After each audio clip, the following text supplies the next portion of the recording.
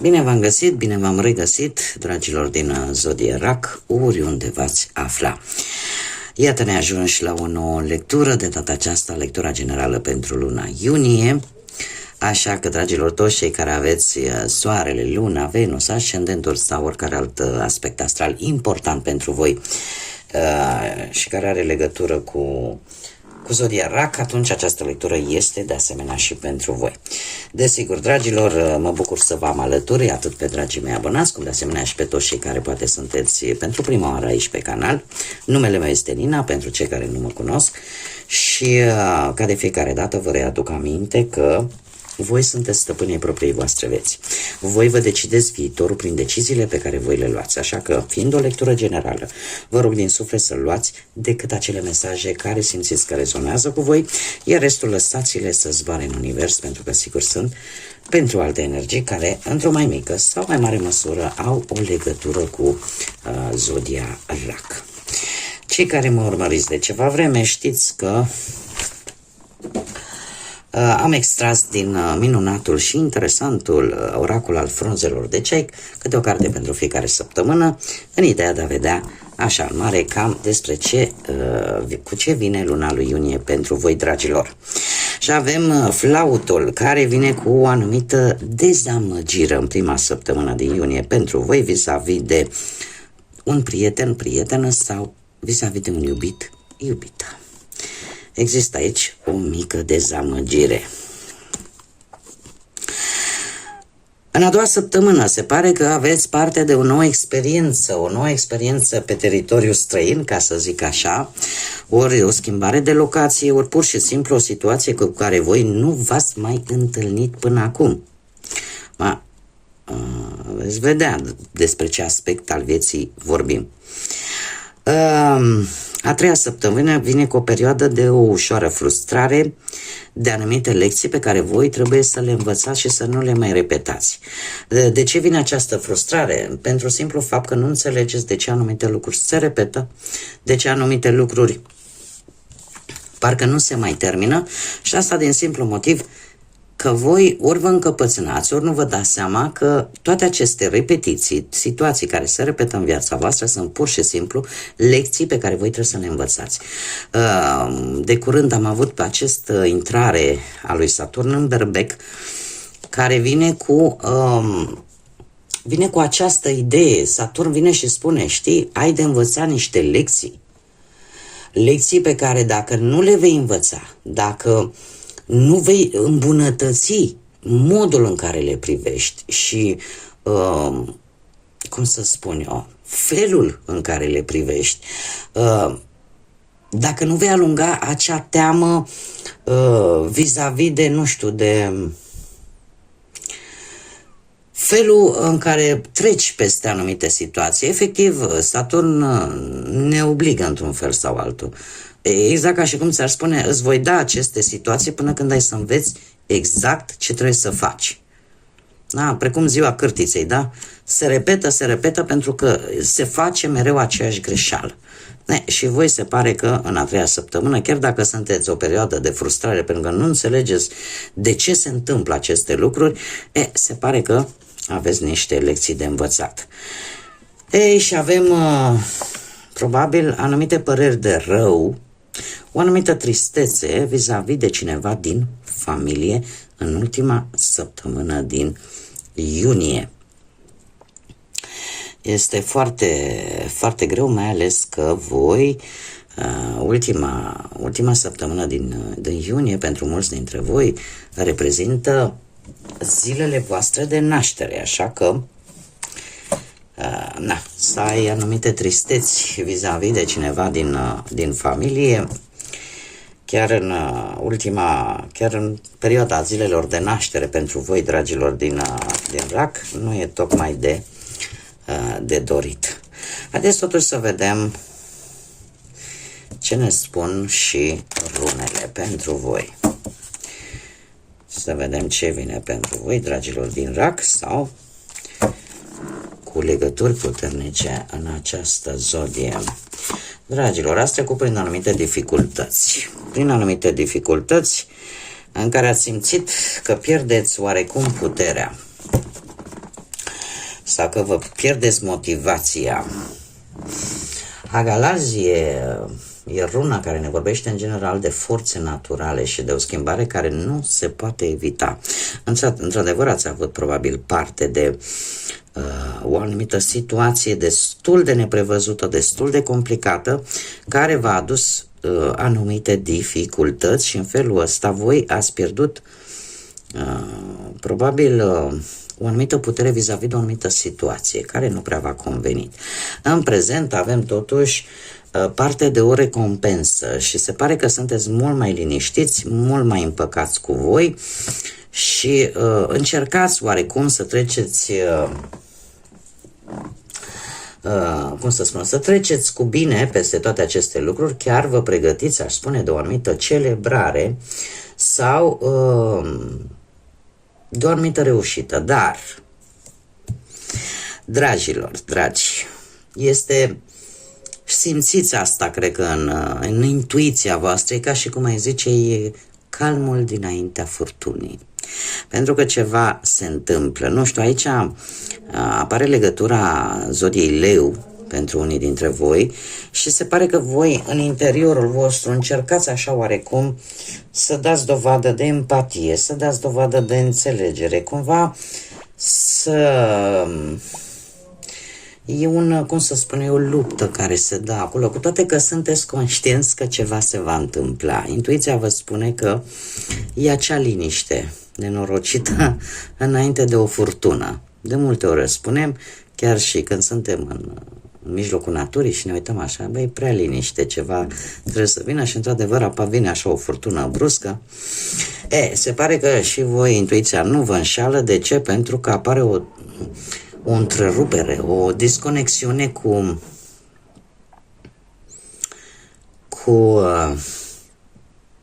cu ceea ce vă caracterizează în primul rând pe voi, ca și zodie, fiind o zodie de apă. De ce? Avem pe Pertro, care ne vorbește de destin, ne vorbește de acea influență a destinului în viață, pentru că și de lucrurile în general necunoscute, cu care viața ne vine pentru că sunt predestinate. Știu că am avut de curând, și fac o mică paranteză, am avut o persoană, efectiv nu am lăsat comentariu, nu pentru că m-am simțit jignită sau, în primul rând, era foarte lung, era super lung, ideea în sine am încercat să o înțeleg, dar ce a fost esențial, ideea principală care am extras-o din acel mesaj era că, domne, noi nu deținem liberul arbitru și că, de fapt,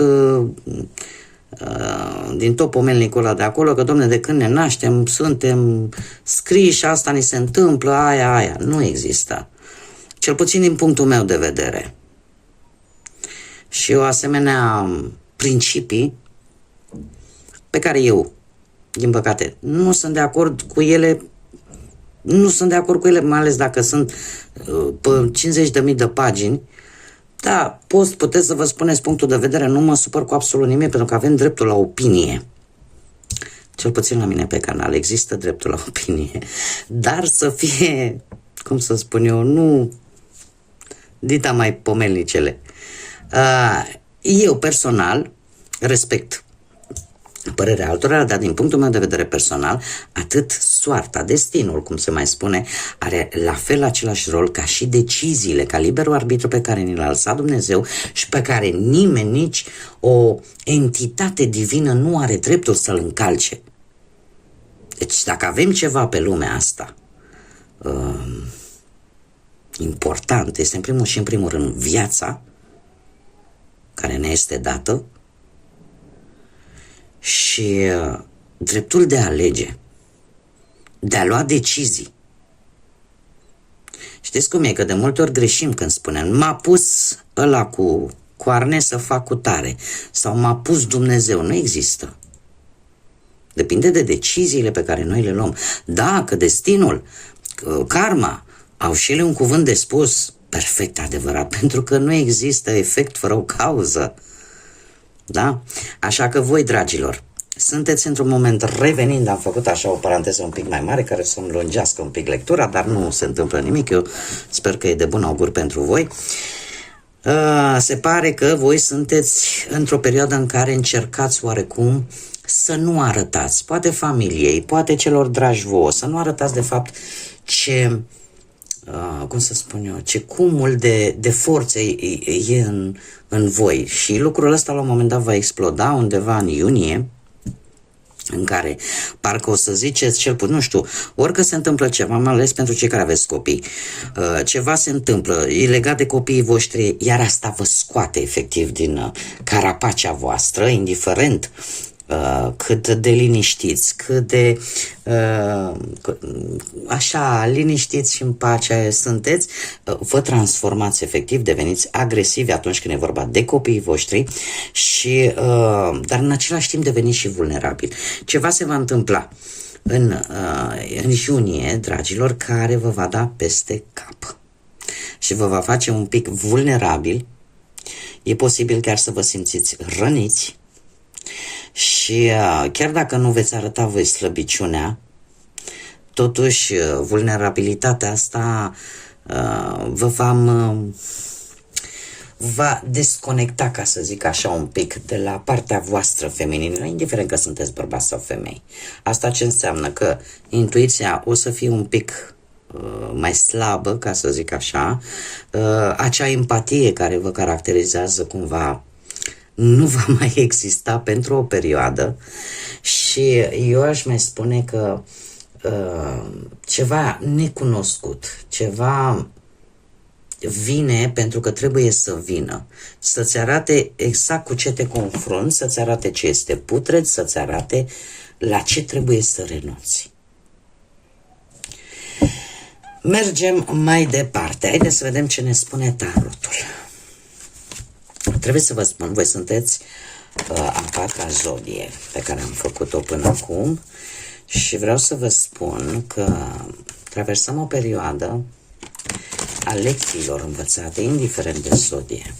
Cu această intrare a lui Saturn până prin toamnă, la începutul lui septembrie,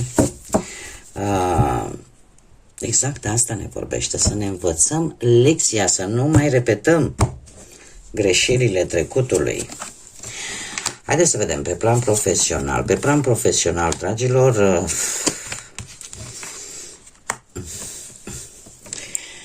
pe plan profesional eu cred că ați fost foarte direcți la locul de muncă.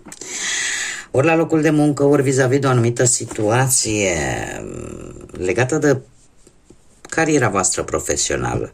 Iar lucrul ăsta, faptul că poate ați spus ce ați gândit într-un moment sau poate ați făcut-o pur și simplu pentru siguranța voastră, pentru siguranța familiei voastre.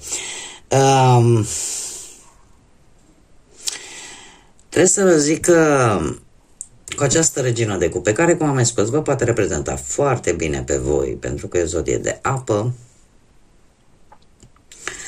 voi ați încercat să fiți cât mai creativi. Să fiți cât mai creativi și probabil că chiar un proiect e posibil să vă fi reușit. Ori că v-a ajutat o altă persoană care să aibă legătură cu zodiile de apă, rac, pești sau scorpion, ori pur și simplu vă va ieșit ceva. V-ați mers pe intuiție și ceva v-a ieșit cum trebuie. Asta în prezent a cauzat niște conflicte care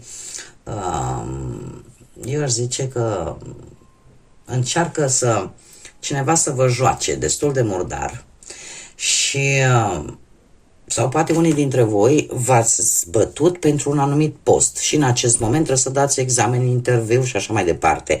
Și sunt mai multe persoane pe același post și apare această competiție acerbă pentru respectivul post. Dar, per general așa, acest 5 de bâte ne vorbește de situația în care voi trebuie să vă faceți treaba bine, indiferent de cum joacă alții, indiferent de câți oameni sunt pentru același post, pentru că dacă tu ai tot ce trebuie, ai pregătit tot ce trebuie și creativitatea ta este potrivită pentru jobul respectiv, jobul o să fie al tău și lucrul acesta se pare că, din câte văd eu aici, cu acest 6 de monede, se va întâmpla. De ce? Pentru că mie mi-apar îmbunătățiri. Îmi apar îmbunătățiri pe plan profesional în luna lui iunie, mi-apare o creștere, e adevărat, și cu ajutorul unor alte persoane, dar eu trebuie să vă spun că apare foarte mult echilibru, foarte multă stabilitate din punct de vedere profesional. De ce? Mare atenție, 6 de monede este o carte karmică, tocmai ce vă povesteam. Voi, la un moment dat, e posibil să fie ajutat poate pe cineva, iar karma se întoarce. De aceea vă spun, încercați să fiți buni, încercați să fiți, chiar dacă sunt persoane, pentru că sunt energii negative în viețile fiecăruia dintre noi și trebuie să știm cum să ne comportăm. Pentru că va trebui să ne comportăm diferit de la o persoană la alta. Știu că există în Biblie o frază, Doamne, dacă cineva ți-a dat o palmă, întoarce și celălalt obraz. Eu sunt de acord până la un punct. Eu personal.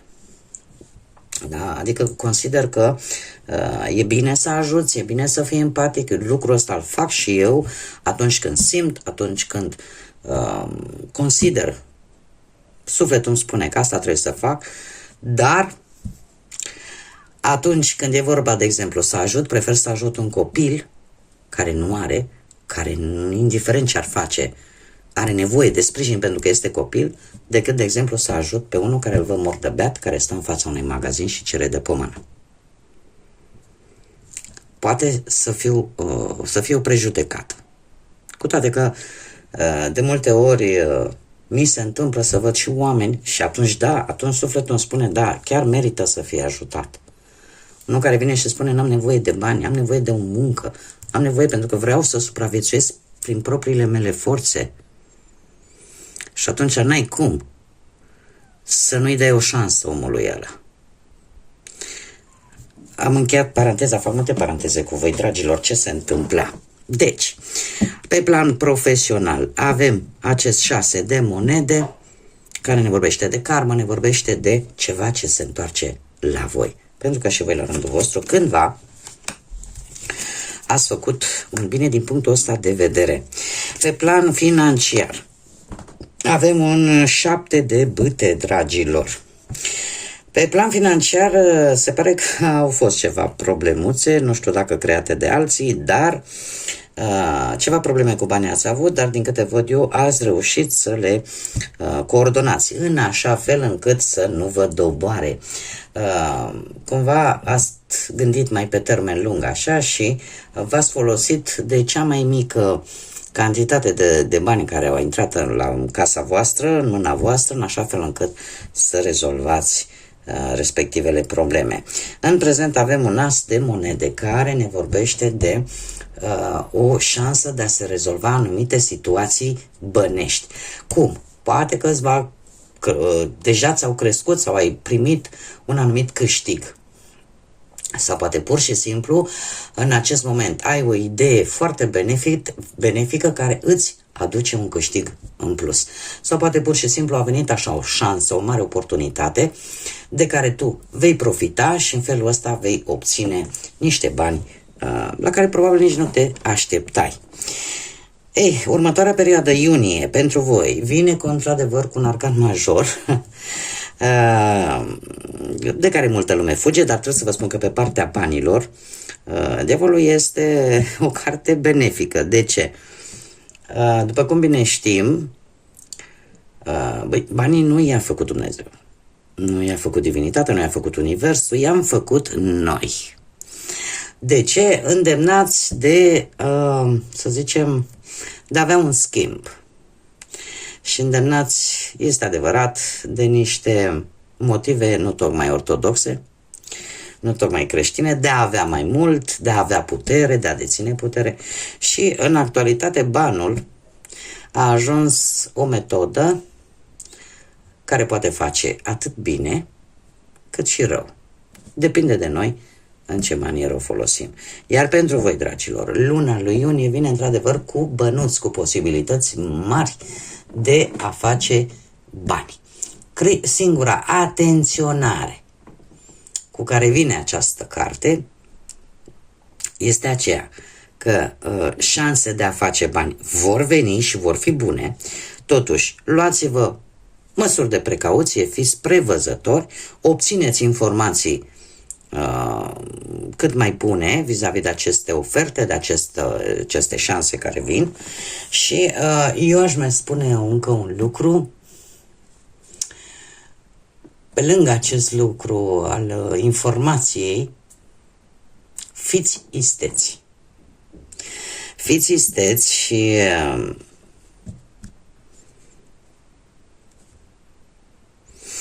eu aș spune, mai ales că reprezintă și zodia Capricorn aici mi-apare, fiți isteți și prevăzători.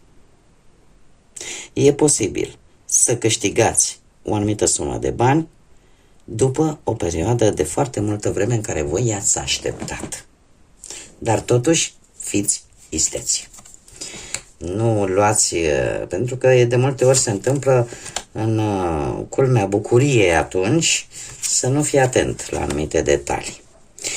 Pe partea sentimentală, dragii mei, cei care sunteți într-o pereche în acest moment, se pare că ați avut parte de curând de un eveniment posibil în familie.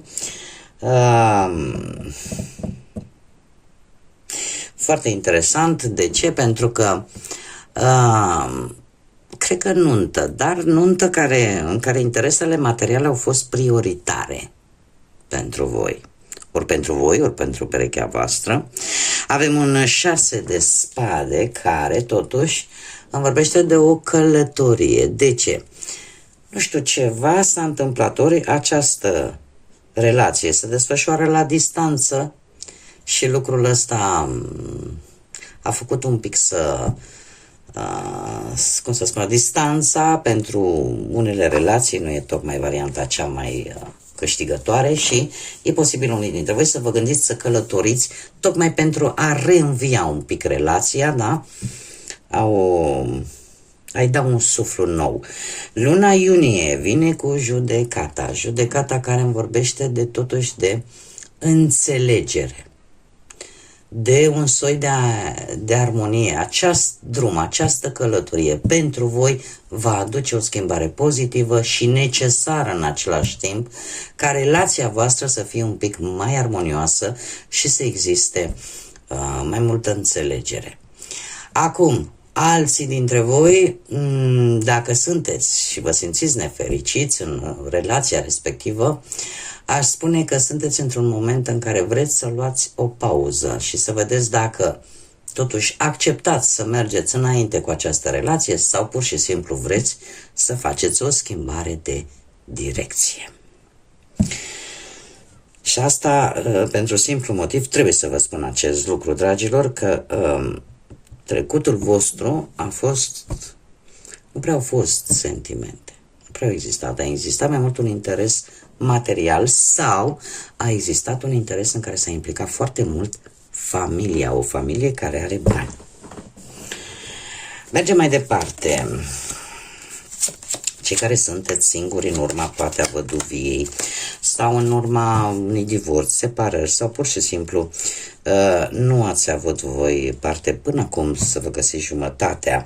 Dragilor, voi sunteți nu știu, am aici o regină de spade, ori apare implicarea unui personaj care vă tot șicanează, care vă tot bagă bețe în roate, este cineva mai în vârstă, cineva care posibil să aibă legătură cu zodiile de aer, este cineva care, chiar dacă a trecut prin multe la viața sa, în viața sa a trecut multe experiențe și care a făcut-o să devină o persoană rece, o persoană foarte dură, o persoană care n-are nicio treabă să spună lucrurile în față, chiar nu interesează te doare, nu te doare, ți le aruncă, ți le dă.